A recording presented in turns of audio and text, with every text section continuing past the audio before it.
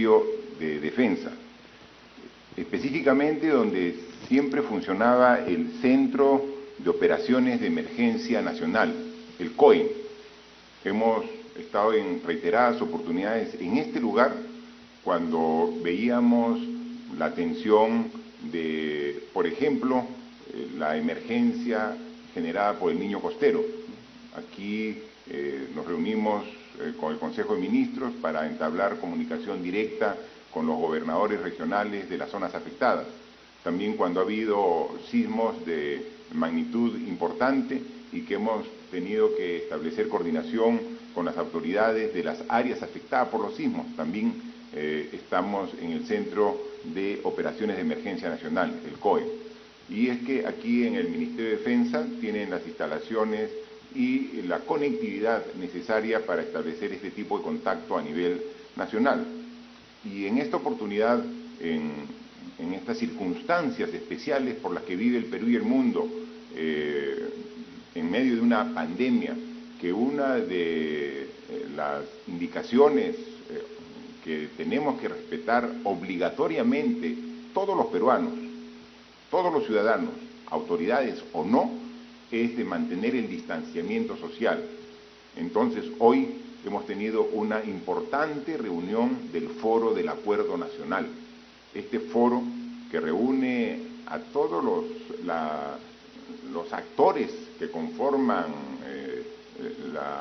la sociedad civil, las autoridades, los diferentes niveles de participación de trabajadores, de partidos políticos, de empresas, en este esfuerzo de trabajar de manera conjunta, donde son más de 50 los miembros de este foro nacional, del Acuerdo Nacional. No podíamos hacerlo en un solo ambiente. Esto ha sido una reunión como ahora se tiene que hacer de manera remota, ¿no? Cada quien desde su oficina ha participado. Como parte del gobierno hemos intervenido en esta reunión 128 del Acuerdo Nacional y acompañándome para esta reunión el primer ministro, la ministra de Economía y Finanzas, el ministro de Salud, la ministra de Trabajo, el ministro de Defensa, el ministro del Interior y el ministro de Agricultura. También ha estado conectada en línea la ministra de Desarrollo e Inclusión Social. Ha sido una muy importante reunión que ha superado las 3 horas, porque no solamente han habido intervenciones iniciales de los secretarios ejecutivos del Foro Nacional, el Acuerdo Nacional, como es el señor Javier Iñiguez, quien ha dejado esta responsabilidad y ha cedido la posta al doctor Max Hernández.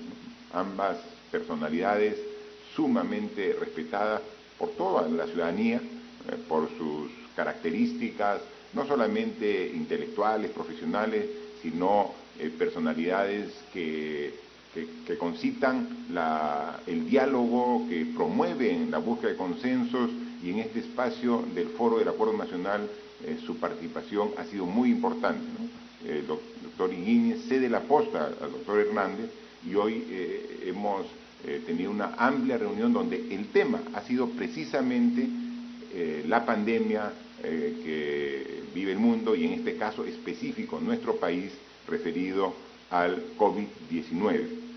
No solamente hemos escuchado a ellos dos como directivos, sino también ha participado el Premier, la ministra de Economía. También había una exposición referido al tema de cuál es la situación de la evolución de la enfermedad en nuestro país, con cifras, con datos, con estadísticas, para que en función de esa información puedan intervenir, y aquí lo tengo anotado con los sustantivos, lo sustancial que ha dicho cada uno de los participantes, 18 miembros del Foro del Acuerdo Nacional. Están representantes de los gobiernos regionales, de la Sociedad Nacional de Industrias, tenemos representantes de la Mesa de Lucha contra la Pobreza, de la CONFIEP, también de los partidos políticos que tienen representación en el Congreso de la República. Tenemos representantes el Consejo Nacional de Decanos de Colegios Profesionales, de la Junta Nacional de Usuarios de los Distritos de Riego del Perú, la CGTP también ha tenido las centrales sindicales, Conveagro, la Coordinadora de Frentes Regionales, en fin, y los partidos políticos, como lo hemos dicho también, ¿no? Entonces, si se pueden dar cuenta, ha sido una reunión valiosa porque son diferentes puntos de vista sobre una misma realidad, ¿no? Y como bien lo resumía el doctor Max Hernández, al terminar esta reunión, él manifestaba que en esta más de 3 horas se han escuchado propuestas y se han escuchado demandas, y que lo importante es lograr de esas propuestas y demandas llegar entre todos a consenso. Y de eso se trata el Acuerdo Nacional. Por ello es que, como conclusión final de esta reunión, se ha determinado mantener un grupo de trabajo de actividad permanente, donde el gobierno va a participar a través de la presidencia del Consejo de Ministros, el primer aquí presente, con estos grupos de trabajo para que no queden solo como propuestas y aportes sueltos, sino que se vaya trabajando documentos para que de esta forma se puedan también enriquecer las decisiones que como gobierno tenemos que tomar permanentemente. Todos los días tomamos decisiones. Esto es una enfermedad nueva, compleja, que nos obliga a tomar las mejores decisiones. Sin embargo, lo que hace un mes podía ser la mejor decisión a la luz de los resultados, requieren los ajustes necesarios para tener mejores resultados. Y eso no ocurre solo aquí en el Perú. Hemos visto a nivel mundial que cuando empezó esta pandemia se analizaron diferentes alternativas de tratamiento para esta enfermedad, siempre tratando de buscar los mejores resultados. Y ese tratamiento en estos últimos 3 meses han ido variando semana a semana, tratando de ajustar en función de lograr los mejores resultados para la población que está afectada por el virus. Población que en un porcentaje grande no tiene síntomas, pero sí, en un porcentaje menor, pero importante, tiene síntomas e incluso síntomas que agravan y que en algunos casos lamentablemente lleva hasta la pérdida de vidas humanas. Entonces, esta reunión que es la número 128, hicimos recuerdo que la reunión 127, la anterior, fue a fines del año pasado, donde veíamos cuál era el informe que Naciones Unidas presentaba sobre el índice de desarrollo humano en el Perú. Y veíamos que había mejorado este índice de desarrollo humano en el Perú, pero el principal problema que vimos en esa reunión del Acuerdo Nacional era de que el índice de desarrollo humano del Perú promedio era engañoso, porque en algunas regiones, en algunas ciudades, en algunos centros urbanos, tenías un alto índice de desarrollo humano que escondía un índice de desarrollo humano bajo en varias regiones del Perú, pero que al hacer el promedio nacional tenías un índice promedio aceptable, pero que escondía precisamente la desigualdad que tenemos en el país. Esa desigualdad hoy la volvemos nuevamente a notar. Vemos regiones en el Perú que los efectos del coronavirus, del COVID-19, no son tan fuertes, ni tan complejos, ni devastadores como en otras regiones. Entonces, esas desigualdades son las que tenemos que trabajar y tenemos que compensar como gobierno. Donde más efecto haya de esta pandemia, de esta enfermedad, es donde tenemos que poner mayor esfuerzo. Pero así como instituciones, autoridades, tenemos que poner mayor esfuerzo, también la propia población, que es lo más importante para poder combatir esta enfermedad, también tiene que poner mayor esfuerzo. Entonces, ese es el compromiso. Este es un trabajo arduo.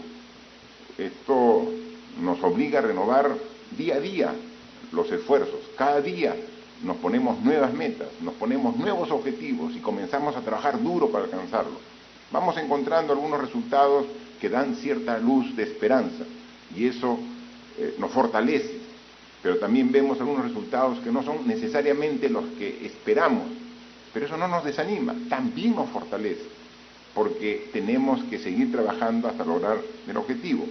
Y por eso que hoy, cuando vemos que 5 de mayo, ¿no? Estamos 5 de mayo y hay que tener en cuenta que estamos ya en plena estación de otoño, ¿no?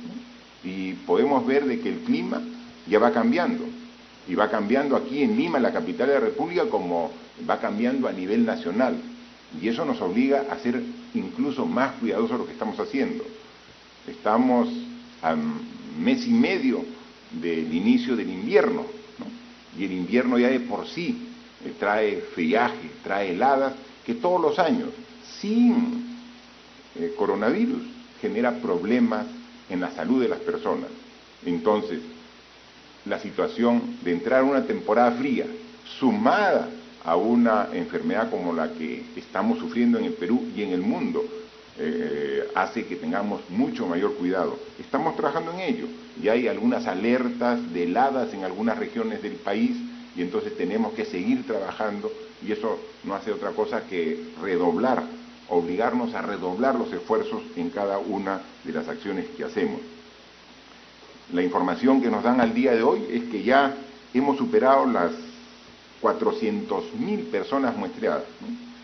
Hace poco más de un mes hablábamos de 20.000 personas muestreadas, imagínense, y ahora tenemos más de 400.000, y la cantidad de muestras diarias que hacemos en personas es ya alrededor de 20.000, hemos superado incluso la meta que nos habíamos propuesto inicialmente con el Ministerio de Salud, y eso nos muestra resultados como que a la fecha tenemos 51.189 pruebas que han arrojado como positivo, ¿no?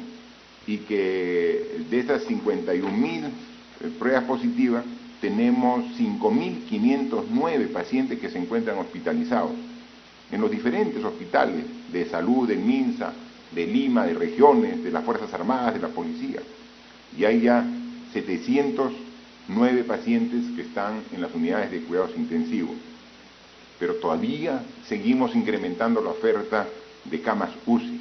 Y esta semana van a llegar el primer lote de los ventiladores mecánicos que fueron adquiridos al inicio de esta enfermedad, y adicionalmente también ya se ponen en servicio los primeros ventiladores mecánicos que han sido producidos aquí en el Perú, ¿no? La Marina de Guerra ya saca el primer lote y lo pone a disposición de los hospitales del Perú esta semana, y también se incorporan ya el primer lote de ventiladores que se compraron en China y que la semana pasada ya los entregaron.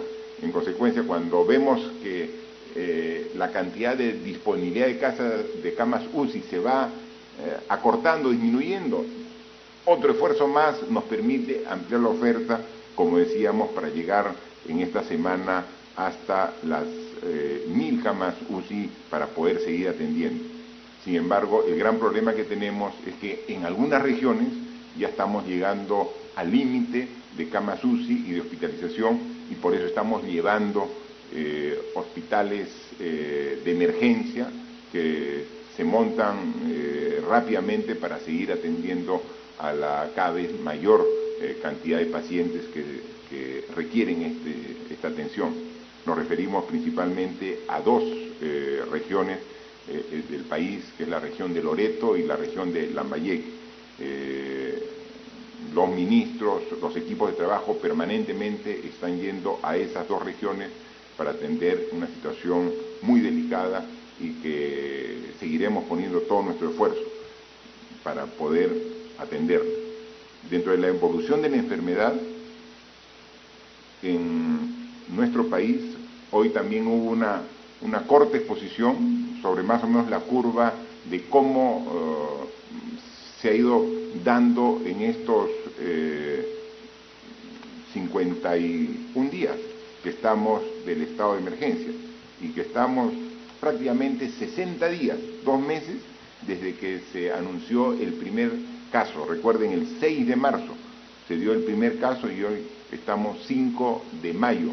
Hace 2 meses se dio el primer caso y hay 2 láminas nada más que quisiera destacar para que los puedan ver ustedes y toda la población, que una investigación, llamemos científica, independiente, habían hecho sobre el análisis de la data que tenemos en estos 2 meses en el Perú, ¿no? Ustedes pueden ver que aquí hay una lámina y que ustedes la tienen en la pantalla de sus televisores, donde se ven las 3 tipos de curva, ¿no? Y podemos ver que hay una curva que es la más alta, la que tiene el pico más alto.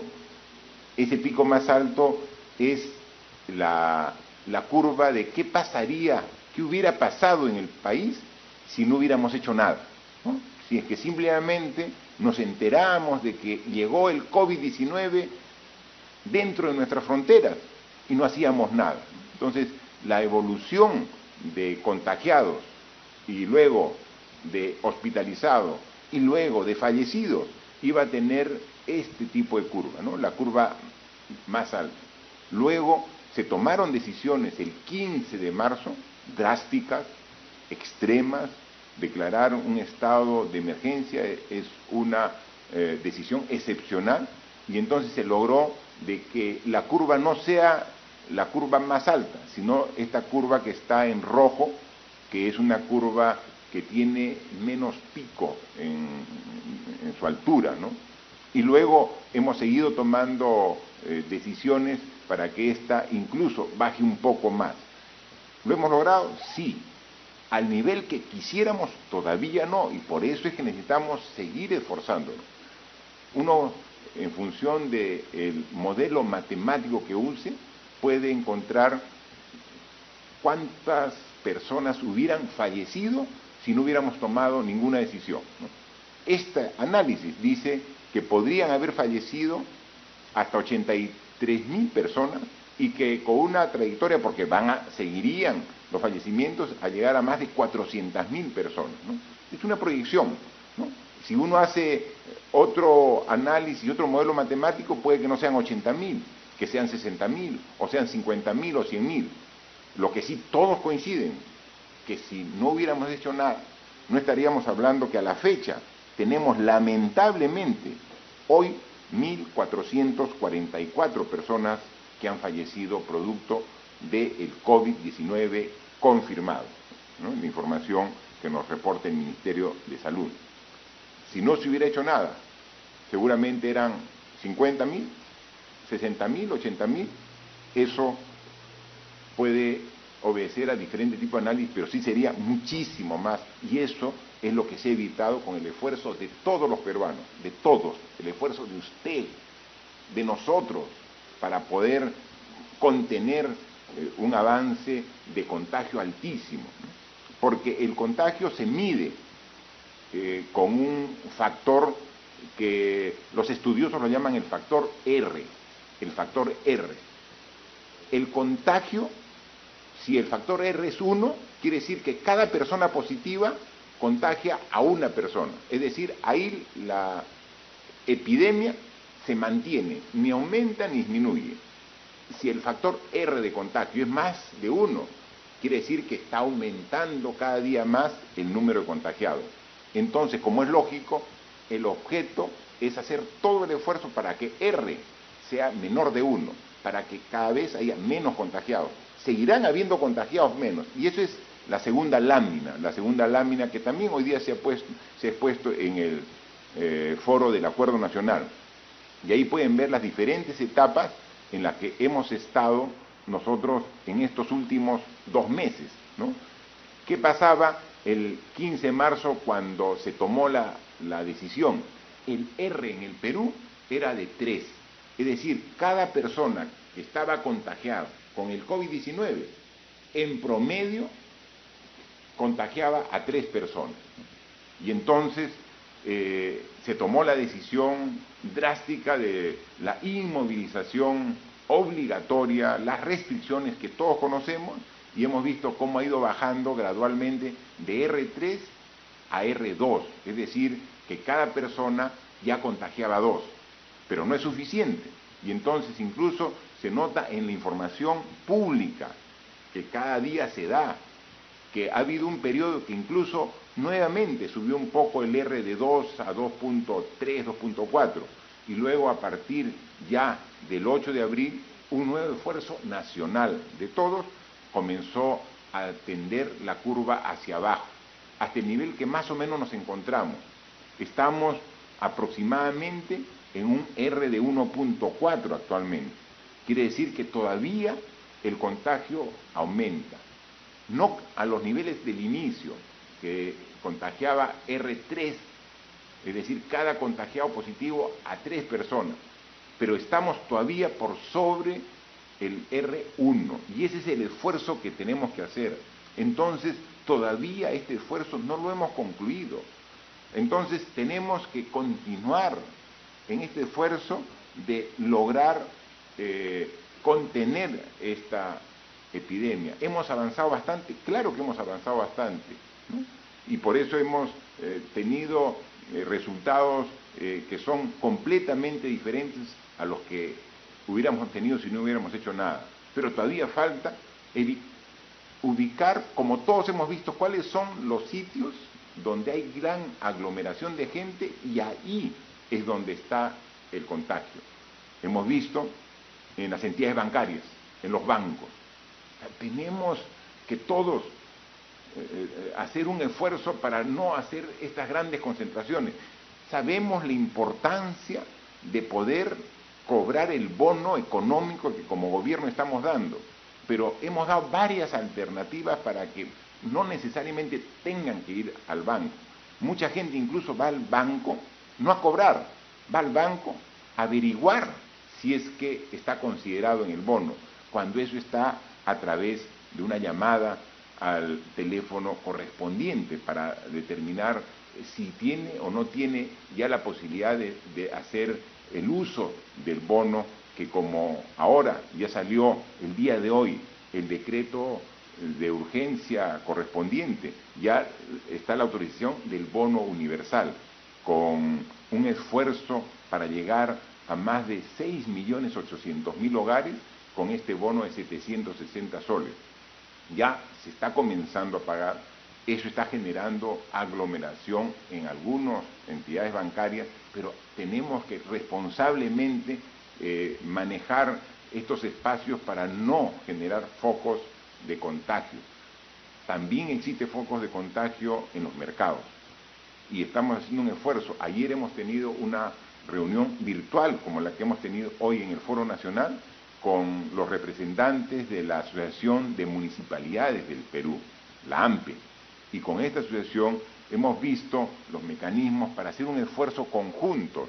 Los municipios que tienen como su responsabilidad la administración y control de los mercados, para que nosotros a través del Ministerio de Agricultura podamos juntos, e incluso a través del Ministerio de Economía y Finanzas, dar los recursos económicos necesarios para que los mercados se mejoren, se ordenen, se modernicen. Sabemos que no podemos prescindir de los mercados, sino dónde la gente va a adquirir sus productos de primera necesidad, en los mercados, pero mercados que no sean focos de contagio, que no un vendedor que esté positivo esté contagiando a todos los clientes que van a adquirir los productos en ese mercado. Mercados con orden, con limpieza, mercados que permitan ir y tener la seguridad de que no vamos a contagiarnos. Ese esfuerzo tenemos que hacerlo y tenemos que continuarlo, o sea, tenemos que insistir en ese esfuerzo. Hemos avanzado bastante, sigamos avanzando lo poco que nos queda para decir de que ya tenemos controlada la enfermedad. ¿De quién depende? De nosotros. Vemos gente que cada vez más circula por las calles. No hemos aún terminado el estado de emergencia, no hemos llegado también al objetivo que tenemos de la tasa de contagio menor a 1. Entonces, ratifiquemos nuestro esfuerzo. Hemos visto de que la gente masivamente, cuando sale, lleva sus mascarillas, pero muchos las llevan y no se las colocan o se las colocan mal. Un esfuerzo de responsabilidad de todos, depende de nosotros, nadie más de nosotros, para poder terminar este último tramo que nos falta para poder superar esta difícil enfermedad.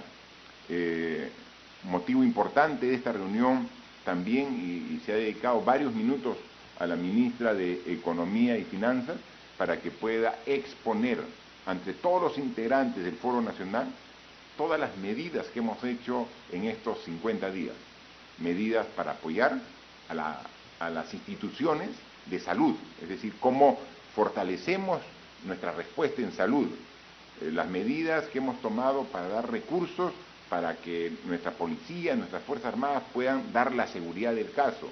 Hemos también, y ha hecho un resumen la ministra de Economía y Finanzas, de todo el esfuerzo que estamos haciendo para atender a las personas, porque si no está desarrollándose con normalidad las actividades económicas, las familias no tienen los ingresos necesarios y suficientes para mantenerse, y estamos haciendo diversos tipos de esfuerzos, no solamente el bono, sino también la disponibilidad de recursos que son de los propios trabajadores que tenían en algunas cuentas para que puedan disponer en esta época de crisis, en esta época de emergencia. Todo eso se ha explicado y también se ha tomado conocimiento, pero no solamente lo que ya hemos hecho, sino lo que planteamos hacer para que en este proceso, en la medida que vamos llegando a tener una tasa de contagio menor de 1, poder ahí también gradualmente y con el cuidado necesario, verificado, poder algunas actividades comenzar a iniciarlas para generar fuentes de trabajo que requiere toda la población. Pero ese es un proceso gradual. Quizás se entendió de que en esta semana, por ser la primera semana de mayo, comenzaba la actividad y se generó una expectativa con presencia mucho más de lo normal de personas, de ciudadanos en las calles de Lima y de las diversas regiones del país. No, esto es un proceso gradual, y conforme vaya acreditándose de que está garantizada la seguridad de una actividad para que se evite el contagio con el desempeño de esa actividad, recién ahí se podrá. Por eso hemos dicho, es en el transcurso del mes de mayo que nos hemos puesto como tarea reinicio de algunas actividades. Hay que incidir en los focos de infección, mercados, bancos y también en el transporte público. Estamos haciendo esfuerzos para, con el Ministerio de Transporte, el Ministerio de Agricultura, con el sistema financiero, ver qué medidas adicionales tomamos para evitar que esos focos de contagio sigan manteniendo alta la tasa a nivel nacional. Para ello seguimos trabajando en diferentes aspectos, y dos normas importantes que hemos aprobado en Consejo de Ministros y que paso a informar, es un decreto legislativo, no, es un proyecto de ley que hemos aprobado en Consejo de Ministros para que el Congreso lo apruebe. Hoy hemos ingresado este proyecto de ley al Congreso de la República para, a instancias del Ministerio de Justicia, dar algunas modificaciones y facilidades para que el Poder Judicial pueda hacer un análisis de estos más de 30.000 personas que están privadas de su libertad, pero que no están sentenciadas, que están en las cárceles, pero están sin sentencia, están en calidad de procesados. Entonces, en este momento, donde debemos analizar la problemática de diversos sectores, la problemática del INPE es una de las problemáticas que hay que darle una atención especial. Como Ejecutivo, estamos ya en un proceso de conmutación de penas sin indultos a personas sentenciadas, pero que por sus características pueden salir. Ya salió el primer grupo de personas, mujeres que están en situación con niños menores de 3 años ahí en la prisión, con sus hijitos pequeños, o mujeres que están embarazadas, o que están con enfermedades preexistentes que pone su situación muy comprometida, su situación de salud. Entonces estamos nosotros viendo, pero estamos trabajando con las personas que están sentenciadas, pero tenemos más de 30.000, que es más del 30% de las personas privadas de su libertad que están en condición de procesada. Para eso es que hemos presentado un proyecto de ley que esperemos que el Congreso de la República rápidamente lo apruebe para que el Poder Judicial pueda intervenir en esta situación tan delicada muy pronto, con la urgencia que se requiere esta situación. Adicionalmente, hemos aprobado un decreto de urgencia, específicamente el decreto de urgencia 1476, referido a la educación privada.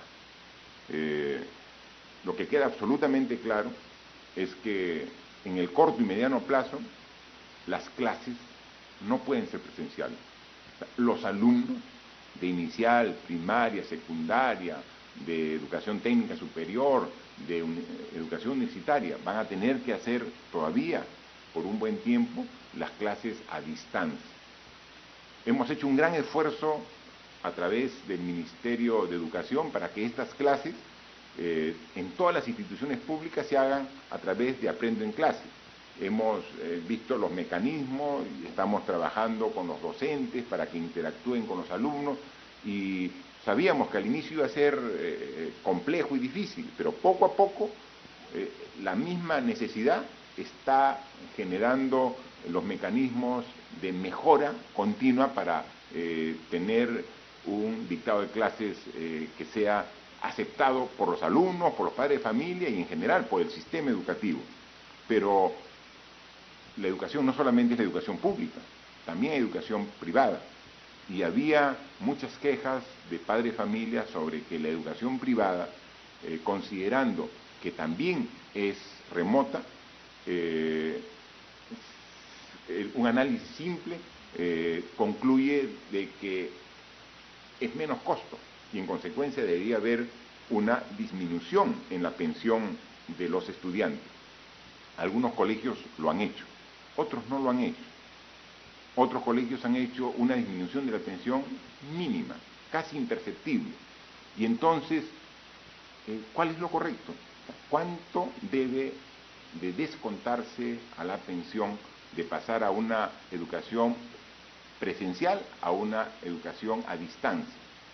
Entonces, lo que establece este decreto de urgencia es la transparencia de la información. Tienen que hacer las entidades educativas privadas, tienen que hacer precisamente una justificación del costo de los servicios de educación que prestan. Y decir, miren, mi costo antes, cuando era presencial, y hacer un análisis de costo, hacer un presupuesto, era este. Y ahora que es a distancia es este otro, lo que justifica cuál es el descuento. Pero eso tiene que ser público y tiene que ser transparente para que los padres de familia, con el conocimiento de esta información, digan, estoy de acuerdo, acepto esta nueva pensión. Y los que no acepten tengan la posibilidad de cambiar de institución educativa.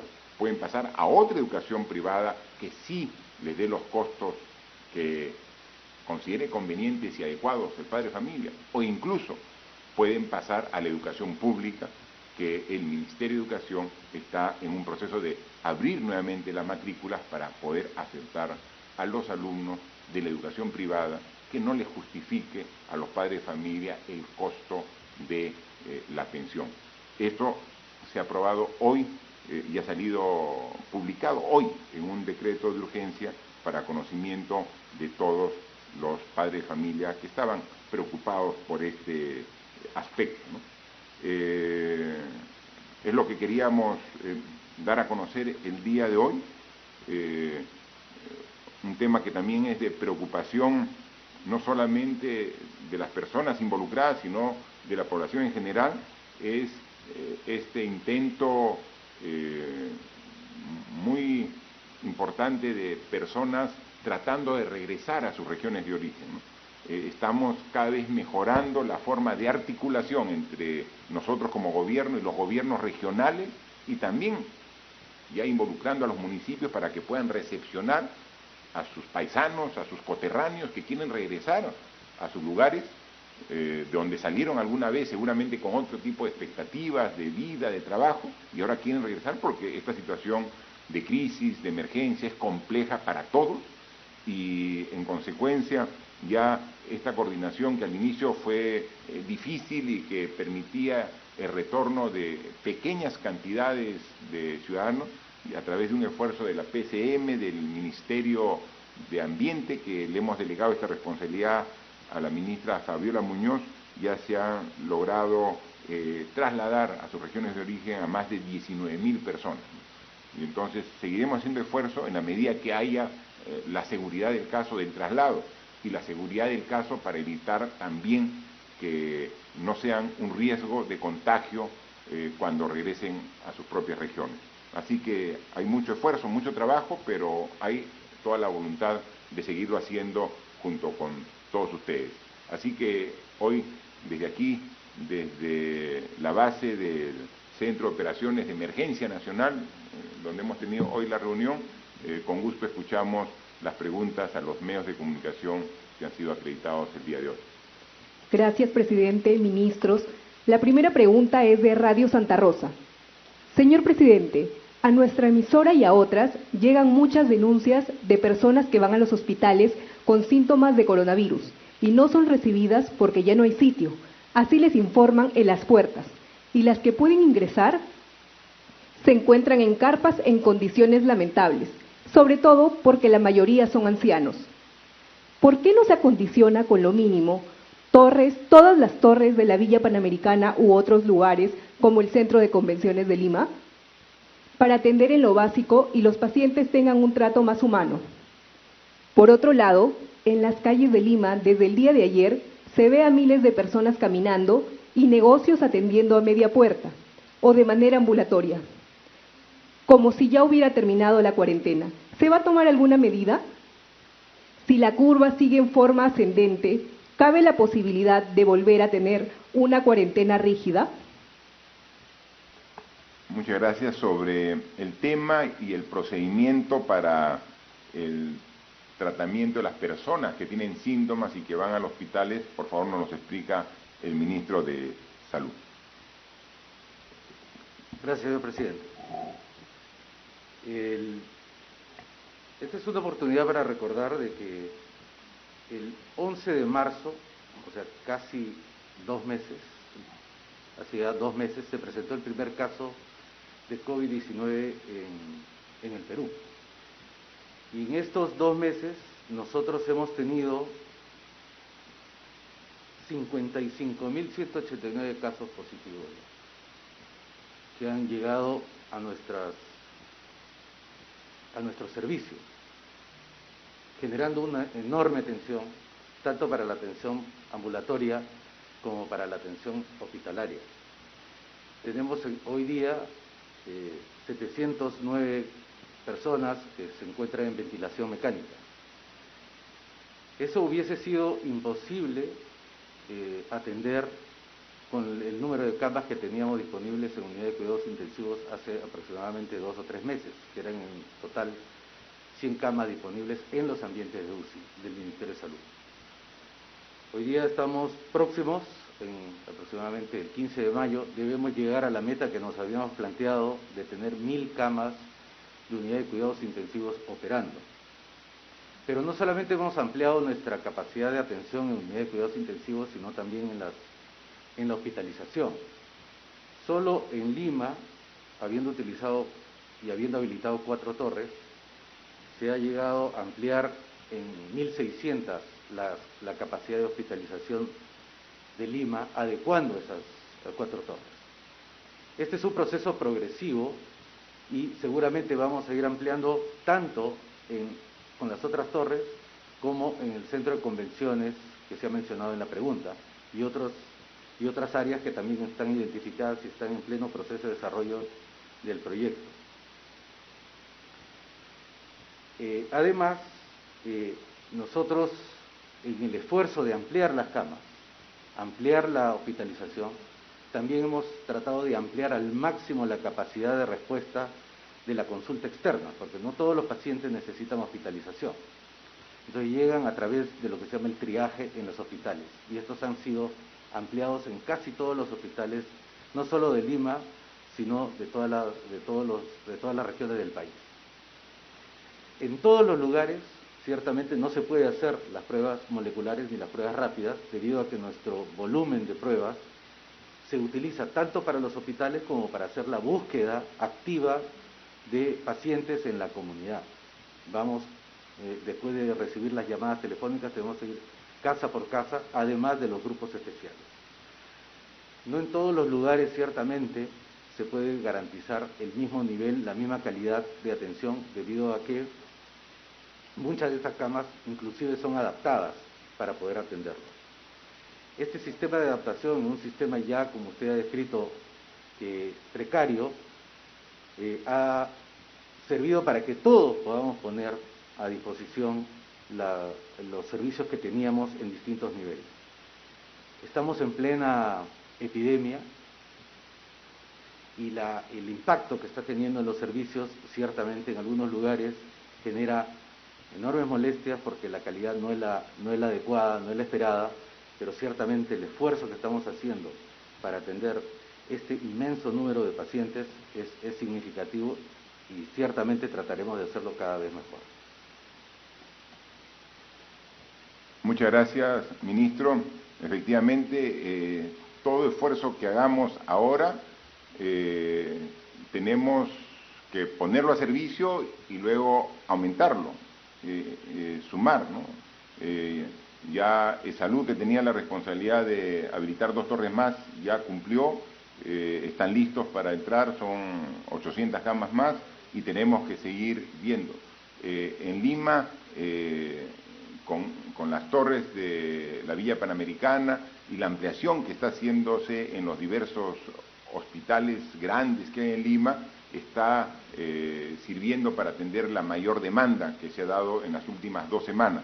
Estamos haciendo ahora el mismo esfuerzo en las principales regiones del país. Ese es el trabajo de todos los días. Nosotros hemos sido claros desde el inicio. Cuando comenzó dijimos que ¿cuántas camas UCI teníamos? 100. Actualmente, ahora hemos dicho que hay más de 700 personas en UCI. ¿Qué pasa si no hubiéramos hecho nada? Si no hubiéramos contenido primero el contagio de esta enfermedad. Hubiéramos requerido pues varias decenas de miles y seguiríamos con nuestras 100 camas. Ahorita ya tenemos una oferta que supera las 800 y que en esta semana queremos llegar a más de 1000. Entonces es un trabajo de todos los días, pero no solamente en UCI, sino también en las camas de hospitalización. Y que la semana pasada, recuerden que hemos dado ya un nuevo protocolo de tratamiento para que los pacientes desde que ingresen puedan tener un tratamiento que hemos visto con la experiencia que está funcionando y que en gran medida evita que empeoren los pacientes, no en todos, porque el comportamiento de cada persona es diferente, pero sí en un porcentaje importante. Entonces, ese es el esfuerzo, o sea, tratar de evitar de que las personas empeoren. Pero mientras que eso ocurre, seguimos aumentando la capacidad de respuesta de los hospitales en hospitalización y también en UCI. Y también mi pregunta, ¿y qué pasa? ¿Por qué hay más gente en las calles? Mire, es un tema de responsabilidad de todos los peruanos. Mire, ayer tuvimos una reunión con algunos alcaldes y también mantenemos la reunión. Hemos recibido, por ejemplo, una comunicación del gobernador regional de Piura, que me transmite un comunicado del comando de Piura, el comando COVID de Piura, y que hace suyo el gobernador y me lo transmite. Y me dice, presidente, para solucionar el problema de Piura, como la gente no hace caso y sigue saliendo a la calle, mejor pongamos toque de queda una semana, las 24 horas del día, todos los días. O sea, ¿eso va a ser solución? O sea, impedir de que salga la gente las 24 horas del día, por 7 días de la semana, esa no es solución. Entonces, eso es, de alguna manera, decir, pongo mi futuro en manos de las Fuerzas Armadas, cuando el futuro está en manos de nosotros. O sea, el futuro está en manos de los ciudadanos. Es que yo voy a hacer tanto caso como policías hay en la calle. Yo voy a responder y voy a obedecer si hay Fuerzas Armadas. Si hay tanques, ya no salgo. O sea, así vamos a combatir una enfermedad tan compleja. O sea, es un tema de responsabilidad, porque soy responsable y no salgo. Y si salgo, salgo con las medidas de seguridad.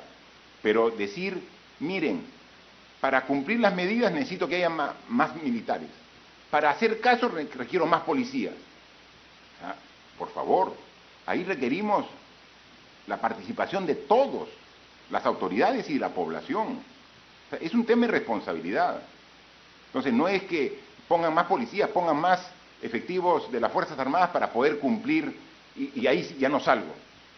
O sea, cuando salimos, no estamos engañando a la autoridad, no estamos engañando al policía, no estamos engañando al soldado, nos estamos engañando nosotros, y estamos contagiando. Y después vemos hospitales abarrotados, después vemos UCIs abarrotados, después vemos cantidad de personas fallecidas. O sea, ¿y por qué no relacionamos personas fallecidas con irresponsabilidad en las calles? Esa es la relación directa. ¿Hemos mejorado? Claro que hemos mejorado. Y por eso yo siempre felicito el esfuerzo enorme de la mayoría de la población. Miren cómo hemos mejorado si no hubiéramos hecho nada. Pero tenemos, no ahora, no es que se levante el estado de emergencia y regrese a la normalidad, ya no hay normalidad. Es una nueva convivencia con esos parámetros que hemos dicho. No es que se levante el estado de emergencia y dejo de usar mascarilla en la calle, que se levantó el estado de emergencia, ¿qué hacemos? Que ya se levanta, una fiesta. No hay reuniones sociales, no podemos juntarnos hasta que no esté derrotada la enfermedad y que esta epidemia o pandemia, porque ya es a nivel global, sea derrotada o con una cura o con una vacuna. Como faltan meses para llegar a cura o vacuna, tenemos nosotros que ser los que tenemos que combatirla, con nuestra distancia, con nuestra protección, con nuestras medidas de higiene. Con eso la combatimos, así de simple. ¿Y de quién depende? De todos los ciudadanos, de nadie más. De nosotros depende que podamos combatir esta enfermedad. La segunda pregunta es de Radio Chévere desde Huaraz. Señor presidente, Huaraz no cuenta con un hospital de nivel para afrontar los casos de COVID-19, debido a las exigencias técnicas del PRONIT y los sucesivos actos de presunta corrupción que han dejado las gestiones de los gobiernos regionales anteriores. ¿Es posible que el Ejecutivo pueda destinar un presupuesto para su construcción post-COVID? Al igual que la región Loreto, el Hospital de Huaraz no cuenta con una planta para producir oxígeno y eso empeora la capacidad de respuesta de los profesionales de la medicina. ¿Es posible un trabajo articulado entre el gobierno central y el gobierno regional para efectuar su implementación? La situación de los establecimientos penitenciarios han generado un alto grado de hacinamiento, por lo cual se requiere de urgentes medidas sanitarias. En Huaraz ya son 4 los internos fallecidos. ¿Es posible la atención de una urgente reforma del sistema penitenciario para evitar esta situación? Igual, por favor, ministro de Salud, la parte que le corresponde de la pregunta y luego complementa también el premier, por favor. En relación con la región, nosotros tuvimos la semana pasada una reunión con el gobierno regional y con el director de salud de la región, en el cual se nos presentó el conjunto de inversiones que ha hecho la región para mejorar su capacidad de respuesta en atención de salud. Y efectivamente la región ha invertido o está en proceso de inversión de cerca de 60 millones de soles, una de las inversiones más fuertes que que se pueda ver en lo largo de todas las regiones, destinando parte del canon a unos proyectos de inversión para reposición y reparación. En materia del hospital, efectivamente, tenemos dos ángulos en la pregunta. Uno es el hospital propiamente dicho, que hemos dado indicaciones en esa misma reunión al PRONIS para que evalúe si este proyecto es viable en materia de mejoramiento de la infraestructura actualmente existente o de un nuevo hospital en esa zona. En relación con el equipo de oxígeno, no solamente para ese hospital, sino para el resto del país, y dada justamente la experiencia dolorosa que estamos viviendo en Loreto, estamos redireccionando algunos fondos, pero fundamentalmente asistencia técnica para que conjuntamente con las regiones podamos utilizar saldos de balance que se encuentran en los presupuestos de las regiones y poder invertir rápidamente en el desarrollo de plantas de oxígeno medicinal en donde así se requiera. Muchas gracias. Sí, presidente, gracias. La situación y realidad de los distintos penales del país casi es uniforme, hacinamiento básicamente. Tenemos 68 penales, una capacidad de 39.000 internos y sobrepasa los 97.000 internos. Y hay dos dimensiones de la respuesta que estamos dando como gobierno. Primero, respuestas normativas institucionales y lo segundo son respuestas de salud. En el tema inicial hemos emitido ya un decreto de urgencia para liberar un porcentaje importante de deudores alimentarios que una vez pagada el 100% de ese adeudo quedan en libertad. Ya superan en estos momentos los 300 internos que han hecho uso de esta potestad y han quedado en libertad. Lo segundo es que se aprobó un decreto supremo para agilizar los procedimientos de indultos. A la fecha ya son más de media centena los indultados. Asimismo, como bien lo ha enfatizado el señor presidente, hemos presentado el día de hoy un proyecto de ley destinado básicamente a los procesados. Del 100% de internos, casi 30.000 internos tienen esta condición de procesados, es decir, están bajo la autoridad de los jueces y fiscales. Y con este proyecto de ley, que esperamos que tenga la agilidad y atención urgente por parte del Congreso, va direccionado en dos circunstancias. La primera, aquellos procesados que están sujetos a una prisión preventiva, que ésta los jueces puedan convertirla en una comparecencia restringida. Y también el segundo componente es que aquellos sentenciados con penas menores a 8 años, esta puede ser sujeta a una conversión en lo que es el llamado trabajo comunitario.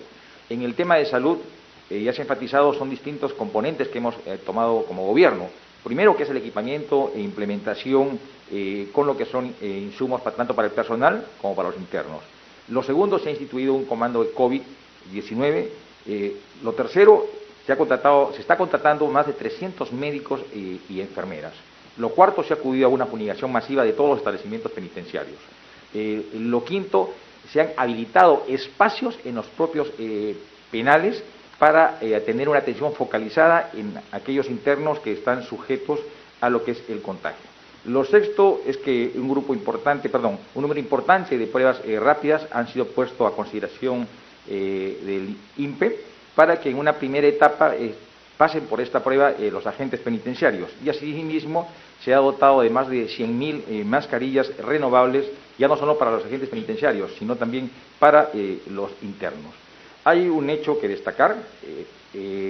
Un primer foco de atención fue el penal del Callao, Sarita Colonia, donde hay resultados bastante interesantes. Con tratamiento médico se han recuperado un número importante de internos que estaban sujetos a este contagio. Pero la pregunta incide en un tema de fondo, ¿no? Una reforma penitenciaria. Y bien lo ha dicho el señor presidente en la reunión que hemos tenido a horas de la mañana con la Guardia Nacional. Esta dura lección que significa esta enfermedad también nos da una gran oportunidad de poder abordar con prontitud a la solución de problemas estructurales. Y el sistema penitenciario es un problema estructural. Por eso se hace necesario hablar de la reforma del sistema penitenciario. Y aquí tenemos un delicado contencioso, porque tradicionalmente el tema penitenciario era una materia vedada, prohibida, y simplemente se restringía a elevar penalidades. Cuán importante hoy que todos los sectores se sientan involucrados, sensibilizados y que nos permitan asumir como una política de Estado una revisión de lo que significa en estos momentos el sistema penitenciario para nuestro país. Tercera pregunta de Huilas TV.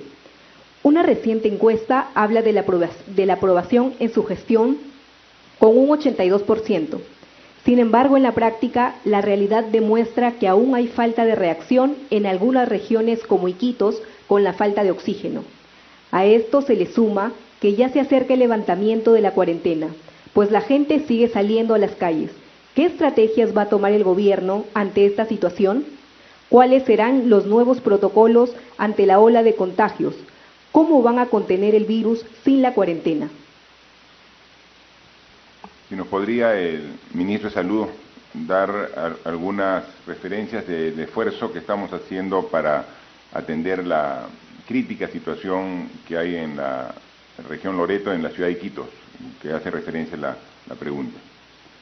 Sí, bueno, a mis compatriotas de Iquitos sirva esta oportunidad para solidarizarme con la crítica situación que se viene viviendo con la presentación de la epidemia en esa zona, especialmente con mis colegas, amigos. Yo el día de ayer tuve la oportunidad de visitar algunos establecimientos de salud y dentro de los establecimientos de salud la zona de hospitalización, incluso la unidad de cuidados intensivos, donde tengo un muy amigo mío viviendo un drama en ese hospital.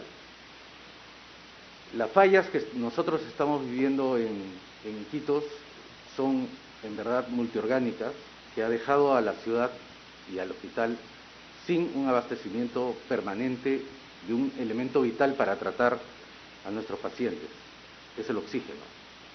Ante esa situación, nosotros hemos comprado en Lima y estamos determinando un puente aéreo de 9.000 metros cúbicos de oxígeno y todos los días está saliendo un vuelo con 60 balones de oxígeno para asistir a nuestros pacientes y a nuestros colegas. Siento mucho, valga el momento de decir que hemos perdido 5 profesionales en Iquitos, 3 de ellos profesionales médicos. El día de ayer, cuando estuve, había muerto un bachiller de medicina, el día de hoy ha muerto otro colega nuestro. Y hemos establecido ese puente aéreo para poder apoyarlo, pero inmediatamente también hemos destinado con fondos del gobierno regional 1.200.000 soles para poder establecer lo más rápido posible, esperemos que dentro de los próximos 15 días, 2 plantas intermedias de producción de oxígeno. Hemos, junto con el Ministerio de Defensa y con la ministra de Producción, que también estaba ahí, hemos evaluado la habilitación de 2 plantas que se encuentran en Andoas y en Trompeteros para transformarlas rápidamente en productoras de oxígeno. Hacen oxígeno comprimido en este momento, pero se puede habilitar, según nos han informado, para producir oxígeno medicinal. Hemos tomado contacto además con la sociedad civil, que hizo una movilización importante de fondos para construir una planta dentro de la ciudad de Iquitos, y hemos puesto a nuestros técnicos también a disposición para asesorar la implementación de estas plantas. Sin embargo, somos conscientes de que estos son a 2, 3 y hasta 4 semanas en que todas estas iniciativas, más unidades de apoyo eléctrico, porque durante el fin de semana las plantas de producción de oxígeno que se encuentran en Iquitos fallaron por fallas en el sistema eléctrico de la ciudad. Entonces también vamos a intervenir para que se mejore la dotación de electricidad que estas plantas procesadoras de oxígeno requieren. Además, señor presidente, compatriotas en Iquitos, nosotros seguiremos movilizando ingentes cantidades de equipos de protección personal. Esa es una de las regiones donde hemos hecho más vuelos de apoyo a nuestros colegas, a nuestros trabajadores, y somos plenamente conscientes de la situación que se está viviendo ahí. Continuaremos movilizando oxígeno, equipos, medicamentos a esa zona.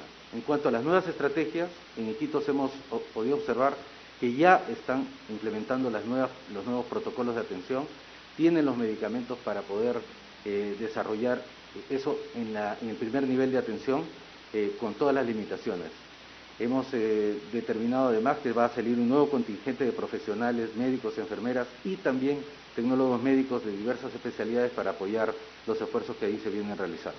No es una tarea fácil, pero no cejaremos en nuestro esfuerzo de apoyarlos día a día. Cuarta pregunta de Útero PE. El señor Juan José Santibáñez Antúnez, designado como jefe de gabinete de asesores del Ministerio del Interior, ha sido un defensor de policías involucrados en casos de corrupción como los intocables ediles, el Escuadrón de la Muerte, los babies del Fundo Oquendo y la red de protección ilegal al ex asesor montesinista Óscar López Beneses. Además, su cuenta de Twitter fue cancelada después de que el periodista Marcos Cifuentes destapara que el señor Santibáñez coordinaba con la red de Fujitrolls, profería improperios desde sus redes y fue parte del equipo de campaña de Keiko Fujimori. Esto sin contar que el propio ministro Gastón Rodríguez también ha sido involucrado en el caso Los Intocables Ediles, que hay un policía desaparecido en Trujillo y que el jefe de la policía duró 10 días en ese cargo. ¿Está usted al tanto de lo que está sucediendo en la policía? ¿Habrá una conferencia especial para explicar la situación en la PNP? Pediría al ministro del Interior que responda a esa pregunta. Gracias, presidente. Un saludo a los conciudadanos. Efectivamente, durante la noche de ayer y el día de hoy se han presentado críticas a la designación del jefe de gabinete, el doctor Juan José Santibáñez. Un abogado con amplia experiencia en los temas de derecho de policía, con 4 maestrías internacionales, un doctorado, y que ha participado en algunos casos de defensa de policías que han tenido alguna problemática en cuanto al desarrollo de su función. La evaluación que hace el Ministerio del Interior es permanente y en ese sentido también debo de comunicar a la opinión pública que el doctor Juan José Santibáñez fue aquel que defendió el caso emblemático y que resultó una cruzada nacional en el caso del suboficial Elvis Miranda, en Piura. De manera tal que en su ejercicio funcional como litigante ha tenido varias participaciones en este tipo de hechos. La evaluación que hacemos desde mi despacho resulta constante y permanente y hemos trazado una línea de acción y un plan que desarrollar. Vamos a pedir resultados concretos en este tipo de hechos. De igual forma, referente a mi involucramiento con el caso de los intocables ediles, quiero aclararle a la opinión pública que no tengo absolutamente nada que ver, no fui comprometido en la investigación, en ningún momento me llamó la Fiscalía. Respecto al tema relacionado con el comandante general, estamos, como todos estamos viendo, viviendo una pandemia, es una situación completamente sui generis y atípica, que necesita de acciones inmediatas, de decisiones contundentes, y en ese sentido hemos hecho una rápida evaluación, apostando por designar a un oficial general con especialidad en orden público. Es momento de tomar decisiones y de asumir responsabilidades. Y creemos que en ese sentido la designación del general Héctor Loaiza Arrieta contribuirá a lo que se viene posteriormente cuando se levante la cuarentena y en las acciones que la Policía Nacional del Perú desarrolla a lo largo y ancho del territorio nacional. Solamente complementando la respuesta, la disposición que di yo al ministro del Interior cuando asumió el cargo fue absolutamente claro. Fue una disposición que, entre muchos aspectos que tenía que ver en esta institución tan importante en estos momentos y en el acontecer de la vida del gobierno del Estado, como es la Policía Nacional, tenía que ver principalmente 2 temas. Investigar a profundidad las denuncias de hechos de corrupción que se han dado en los últimos días o semanas en la policía. En esta etapa de la emergencia nacional se ha tenido que hacer adquisiciones de manera rápida para poder precisamente estar preparado en una circunstancia tan especial. Pero atender rápido, con diligencia, con efectividad, no significa con procedimientos ilegales, no significa con actos de corrupción. Entonces, la indicación y la primera disposición que le he dado al ministro es un trabajo de verificación, investigación y denuncia de los casos de corrupción, ¿no? Y eso vamos a estar vigilantes que se haga desde el gobierno. Y lo segundo, una mejor atención al personal policial. Hemos sido testigos, como todos los peruanos, de una falta de atención adecuada. Al estar expuestos los policías, como todos los trabajadores de primera línea en esta emergencia que nos lleva a esta enfermedad tan contagiosa, están expuestos a que puedan ser contagiados, ¿no? Hay que tener más cuidado para no contagiarse. Pero si el caso fuera que se contagie, tienen que ser atendidos de manera adecuada por la institución, y no se estaba haciendo ello. Entonces, esos dos casos y esos dos temas han merecido una indicación específica de mi parte al ministro de este trabajo de lucha contra la corrupción al interior de la policía, dadas las graves denuncias que se han dado de malos manejos en las últimas semanas, y un trato adecuado, digno, a la Policía Nacional, que merece todo nuestro respeto en el cuidado y el orden de la seguridad de todos los ciudadanos. Última pregunta de Radio Madre de Dios desde Puerto Maldonado. Señor presidente, en Madre de Dios estamos preocupados ante el panorama que vemos en Loreto y Ucayali, porque el presupuesto parece ser insuficiente. En Madre de Dios, ninguno de los distritos están considerados en los quintiles de extrema pobreza, siendo excluidos de ayudas comunidades en extrema pobreza que más lo necesitan. Hay una demanda insistente por parte de nuestros pueblos indígenas para que se establezca un plan de emergencia de atención específica a sus comunidades. Sabemos que muchas de ellas, por su lejanía, no tendrán acceso ni a un respirador, ni a una UCI, ni a un balón de oxígeno. ¿Cuáles son las medidas concretas para atender esta región periférica como es Madre de Dios? ¿Se ha elaborado ya el plan de emergencia COVID para estas comunidades indígenas amazónicas? ¿Cuándo se va a activar? De igual manera, por favor, pido al ministro de Salud para que responda los temas que atañen a su responsabilidad. En relación con las comunidades y pueblos indígenas del Perú, conjuntamente con el Ministerio de Cultura, el Ministerio de Desarrollo e Inclusión Social, el Ministerio de la Mujer y Poblaciones Vulnerables y el Ministerio de Salud, hemos elaborado justamente un plan para poder intervenir y proteger a estas comunidades, y que incluyen la participación de las mismas.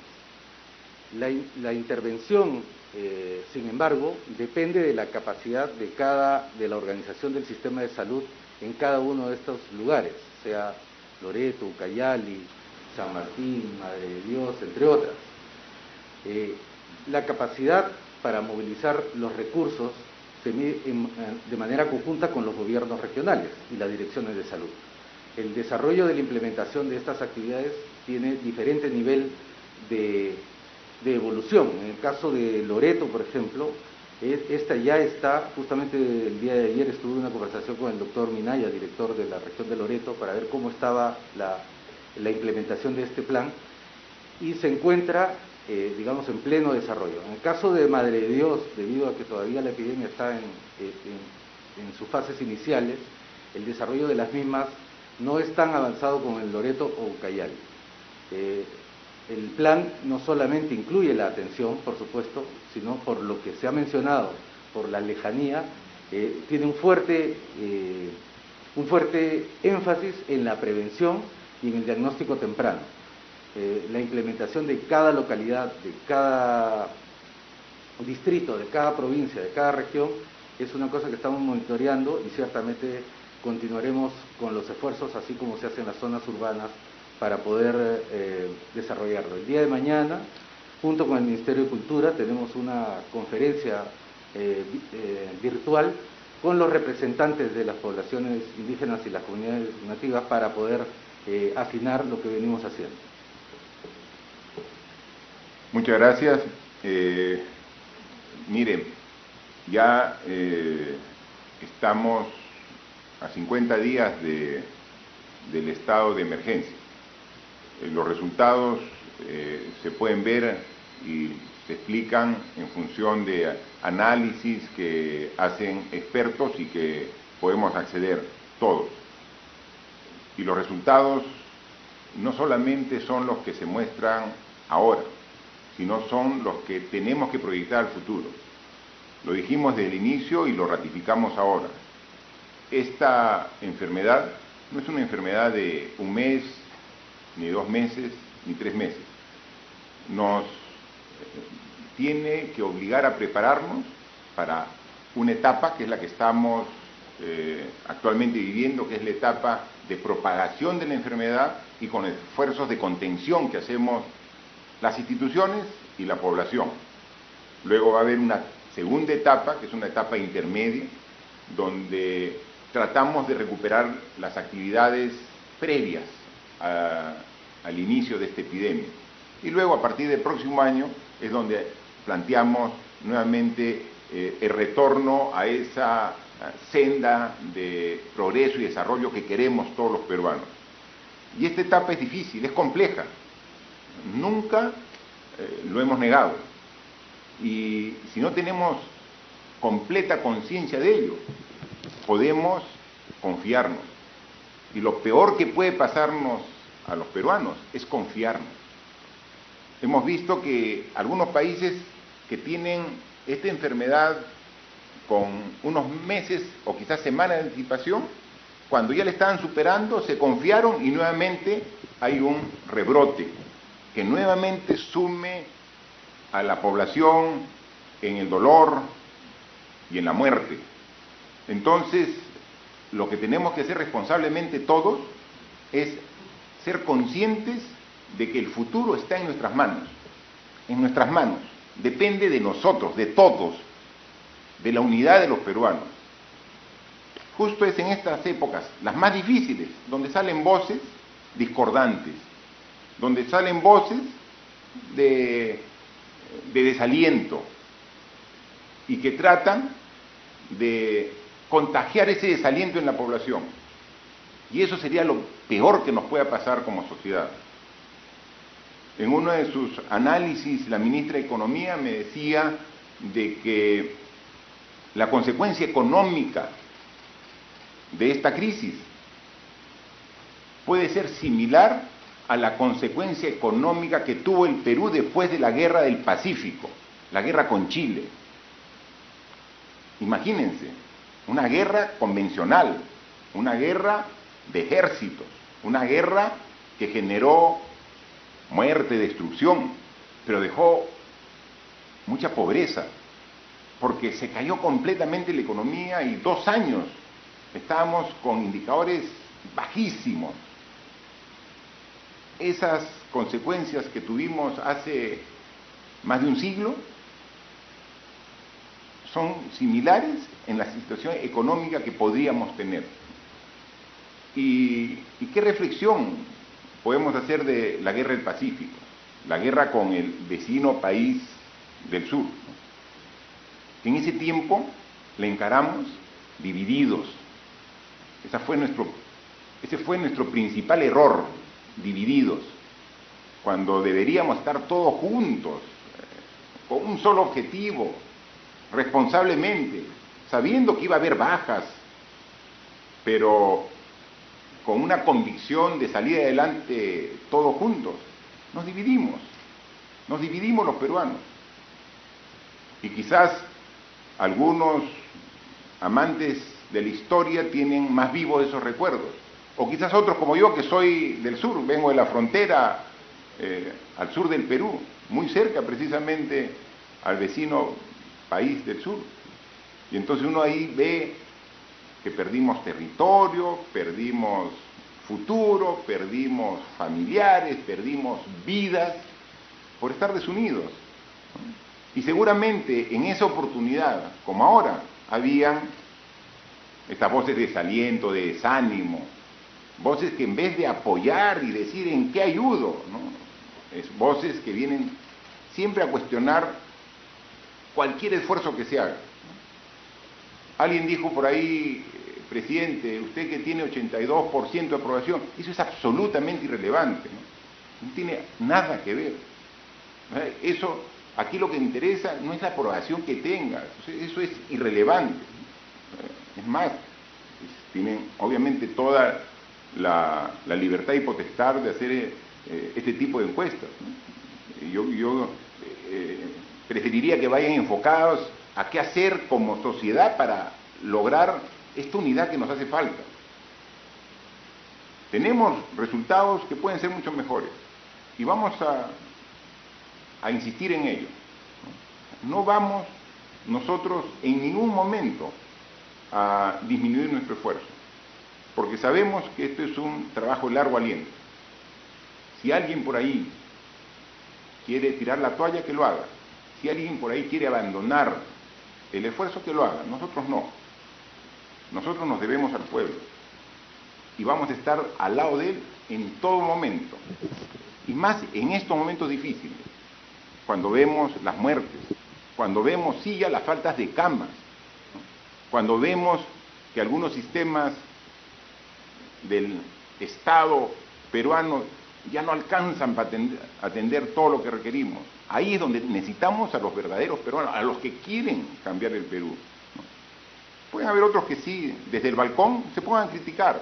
Es muy fácil desde afuera, y nunca tomó ninguna decisión, o no tomó las decisiones correctas cuando debió hacerlo.